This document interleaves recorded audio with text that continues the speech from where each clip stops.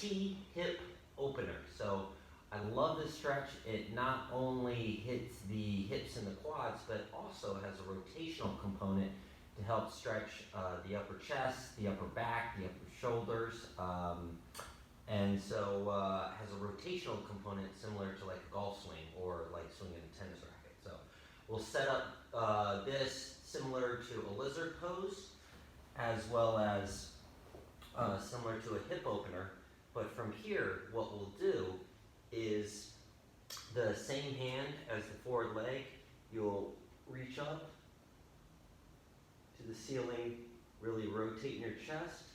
You feel this in the back hip here, feel it in the upper shoulder, I feel it in my back. And then you'll switch sides.